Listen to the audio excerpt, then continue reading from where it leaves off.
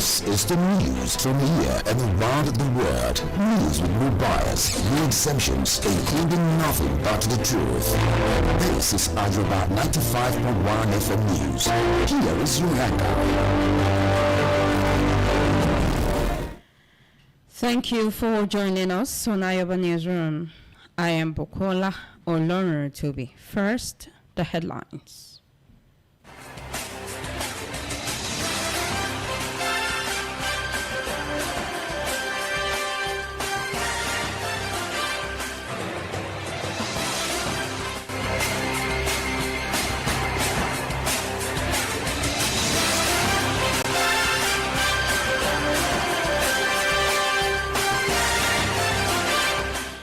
Ekiti government to sanitize hospitality industry, warns operator.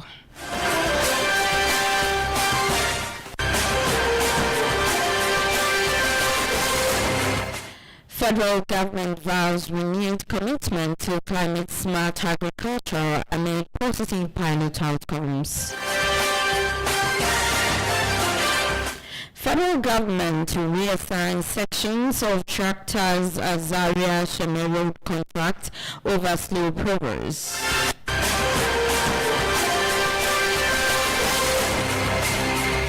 And on the foreign scene, Israeli forces launch operation near Kalandia camp. And now the news in detail.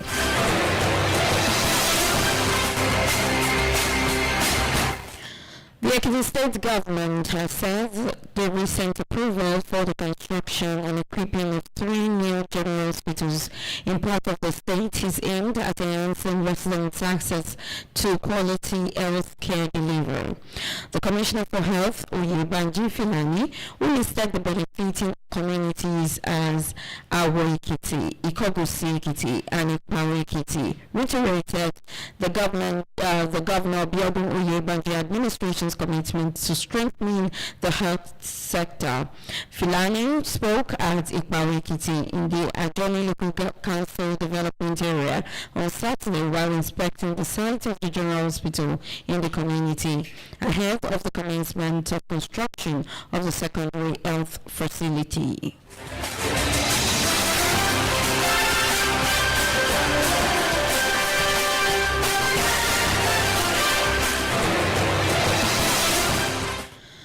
Still in Ekiti State, the Ekiti State Bureau of Tourism Development has announced its readiness to prosecute all hotels, restaurants, and hospitality establishments operating illegally across the state as part of deliberate efforts to strengthen security, protect investors, and sanitize the tourism and hospitality industry. The Director General, Ekiti State Bureau of Tourism Development, Barrister Wale Ojulari, disclosed this during an interaction with newsmen in Ado Ekiti. Speaking at Fajri Pavilion, Biodun Abayomi Oyebanji Bao and President Bola Ahmed Tinubu PBAT organized by Honorable Sunday Ashifo, Special Assistant to the President on Youth Affairs.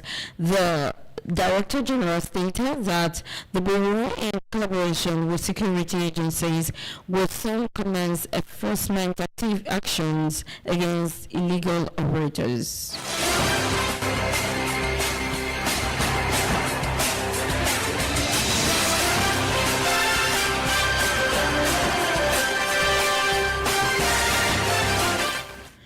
The Lagos State government is stepping up enforcement against tax defaulters, announcing plans to recover unpaid taxes directly through third parties, including banks, employers, tenants, debtors, and business partners. In a public notice, the Lagos State Internal Revenue Service, LIRS, said it will invoke its statutory power of substitution to compel recovery of established tax liabilities from individuals and organizations connected to defaulting taxpayers. The move, the LIRS explained, is backed by Section 60 of the Nigerian Tax Administration Act 2025, which empowers tax authorities to intercept funds belonging to or owed to taxpayers who fail to settle confirmed tax assessments when due.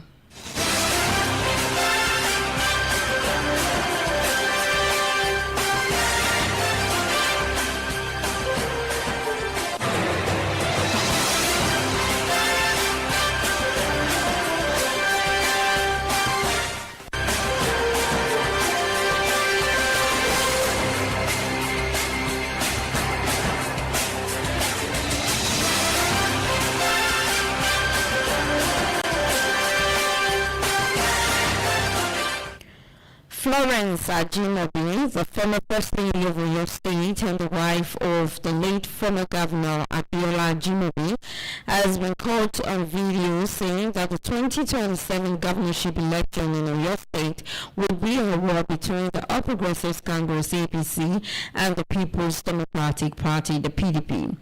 The Ajimobi widow, who was recently appointed as an ambassador designated by President Bola Ahmed Tinubu, maintained that the PDP must vacate the seat of power in the 2027 election. She stressed that the APC has everything to take over power from the ruling party in the state. To war in 2027, that's what I say. It's going to be war. Head-on war. PDP must go. Whatever they want to do, whatever they want to try, whatever tricks, all powers belong to God, but we're going to beg God, and we're going to fight them. Whatever they have in the state, we have at the federal level. We have money, they have money in the state, we have money in the federal level. We have all the support we need. We're not going to be intimidated. So let them get ready for us. We are ready for them. Meanwhile, the leading governorship aspirant of the People's Democratic Party, the PDP in Oyo State, Ambassador Olufemi Ajadi Oguntoyinbo, has condemned recent remarks attributed to the former First Lady of the state, Mrs. Florence Ajimobi, in which she allegedly described the 2027 governorship election as war. Ajadi warned that such statements could threaten peace and stability in the state. In a statement issued through his media office on Sunday, January 25th, 2026, Ajadi described the comment as reckless, inflammatory, and unbecoming of a political figure overstanding.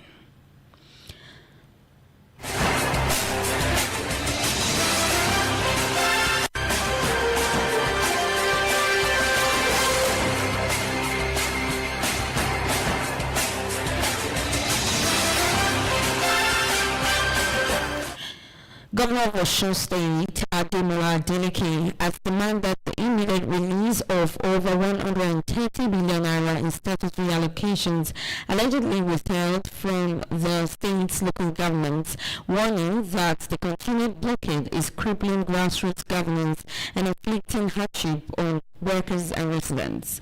In a statewide broadcast on Monday on the illegal occupation of local government secretariats and defense of democratic order, Adeleke said that court sacked All Progressives Congress APC chairman and councillors that unlawfully occupied council offices across the state for nearly a year, despite judgments of the Federal High Court in Osogbo.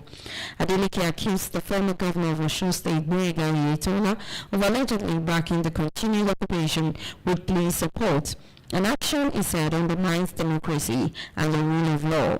He further alleged that local government workers who attempted to resume duty were harassed and intimidated by armed police officers and political thugs.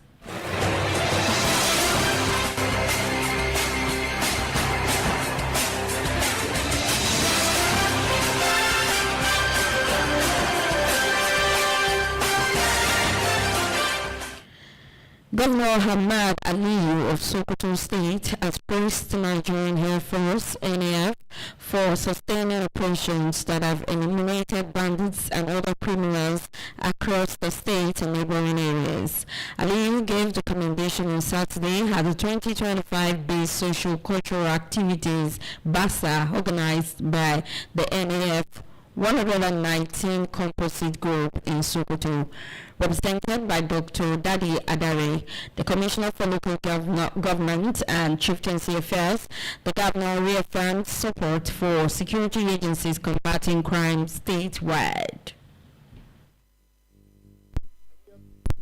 Asked me to inform the Nigerian Air Force and of course all other security agencies that the state is always willing to support them and to collaborate with them so that we will provide the biggest services to our people, particularly in the area of security.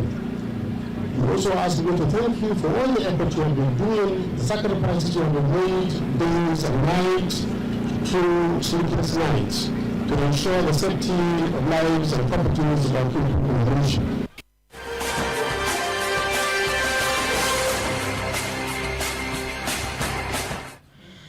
The federal government has reaffirmed its commitment to secure cleaner air, healthier communities, resilient food systems, and a more climate-secure Nigeria. The Permanent Secretary, Federal Ministry of Agriculture and Food Security, Dr. Marcus Oguneye, said Nigeria's Climate Change Act of 2021 provides a clear legal and institutional framework for achieving low greenhouse gas emissions, climate-resilient development, and sustainable economic growth. Oguneye noted that within the framework, agriculture occupies a strategic position as it is both highly vulnerable to climate impacts and a significant source of methane and black carbon emissions.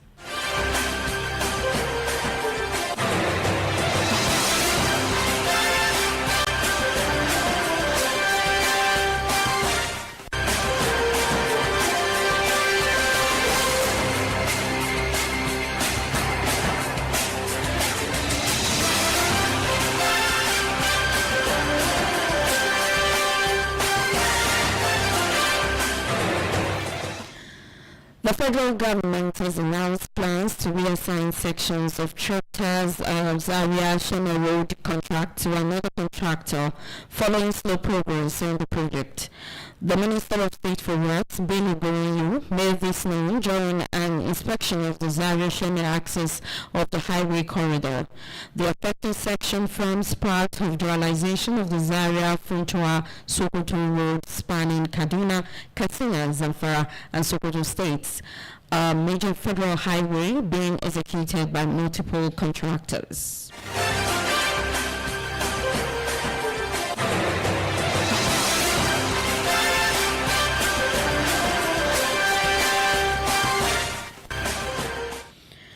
President Bola Ahmed Tinubu, the National Chairman of the All Progressives Congress (APC), Professor Nintari Yowatda, Senate President Godswill Akpabio, and other top chieftains of the ruling party are expected in Jos, the Plateau State capital, on Tuesday, tomorrow, for the formal reception of Governor Caleb Mutfwang into the All Progressives Congress. According to reports, the event is expected to mark Mutfwang's official entry into the ruling party in Plateau State. A statement issued on Sunday yesterday in Jos by the chairman of the Media and Publicity Subcommittee, Sir Joseph Ari, said national attention will be focused on Jos on the day of the event. It added that the event had created widespread interest and anticipation among residents of the state. According to the statement, the Central Planning Committee, co-chaired by a former Deputy Speaker of the House of Representatives, Right Honorable Hamed Idris Wase, and a former Senate Minority Leader, Senator Simon Nwankon, has been working around the clock to ensure a successful outing. Meanwhile, the Kano People's Right Alliance has condemned recent remarks credited to former Kano State Governor, Senator Rabiu Musa Kwankwaso. The group described Kwankwaso's portrayal of Governor Abba Kabir Yusuf as a traitor as an unfounded allegation, warning that such comments undermine democratic values and raise concerns about the former governor's commitment to the collective interests of the people of Kano State. In a statement issued yesterday, KPRA coordinator Isiako Lawal Tofa described the comment as misleading, inflammatory, and harmful to the political climate of Kano State.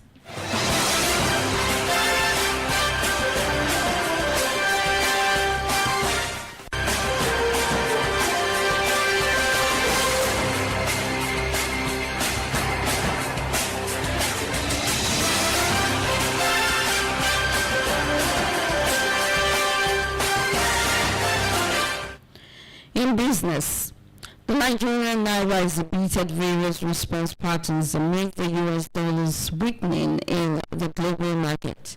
The naira showed little to no improvement and even weakened in some sessions when the US dollar has weakened overall. For example, declines in the dollar index caused by anticipated changes in federal policy. The Nigeria's official spot rate has been around 1,409 to 1,421 naira per dollar. The official market closed at 1,421 naira per dollar to end the week of January 24th. The naira did not strengthen in the foreign exchange market despite a weaker US dollar, but rather declined in value even when compared to other emerging market currencies.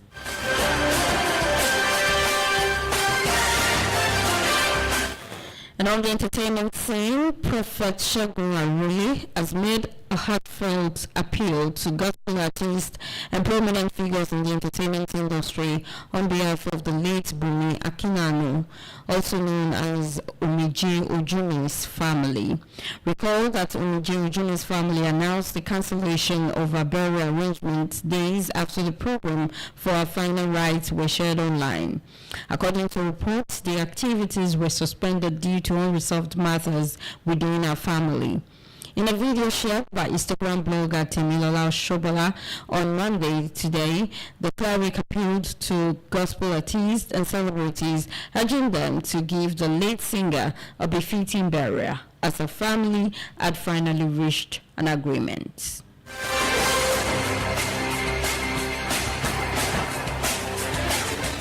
And now to take us through sport, let's join Compassion Adebayo.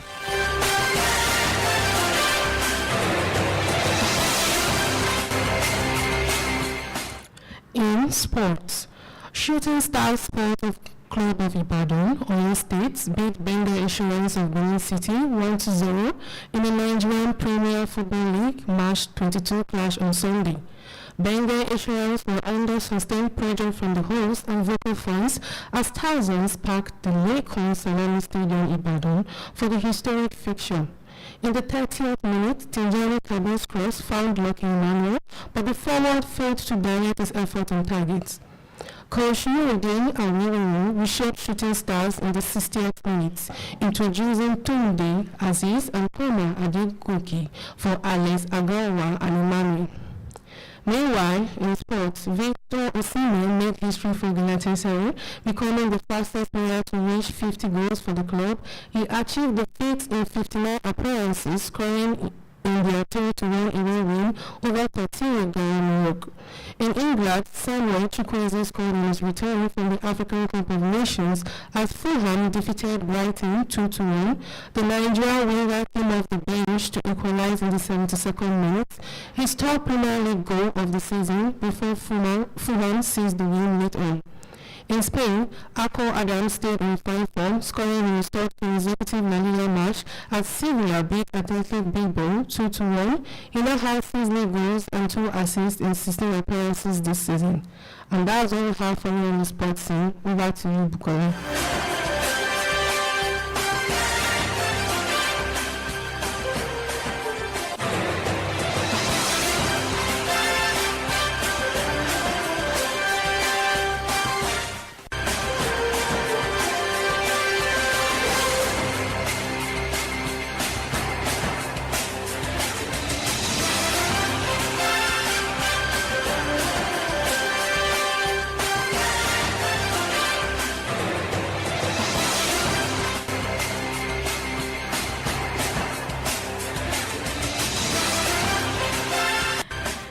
Let's link up with Jennifer Bonson to take us on the foreign news.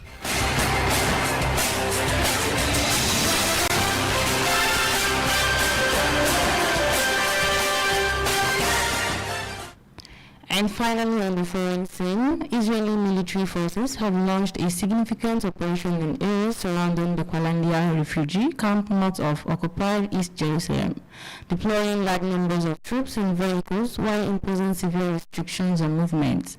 According to reports, Israeli forces entered the area adjacent to the Qalandia camp, positioning themselves along Institute Street and advancing towards the critical airport road.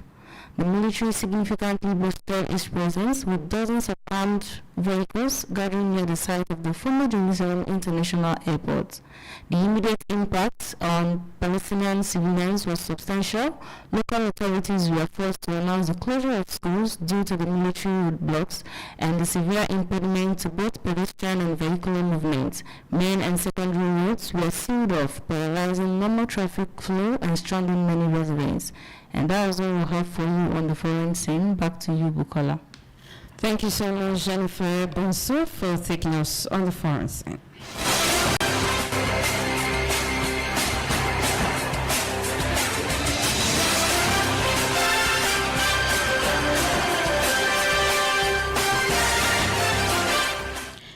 Now to Henry News, a quick reminder of our major stories.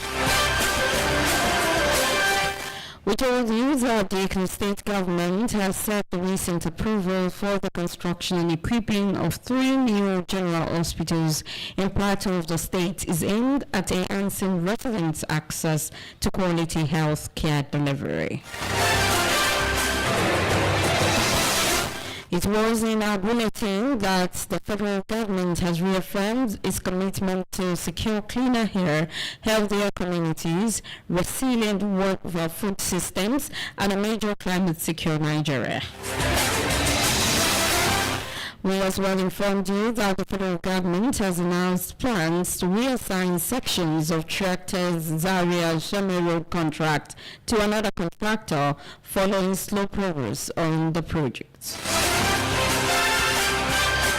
And finally, on the foreign scene, we brought you to that Israeli military forces have launched a significant operation in areas surrounding the Qalandia refugee camp north of occupied East Jerusalem, deploying large numbers of troops and vehicles while imposing severe restrictions on movement.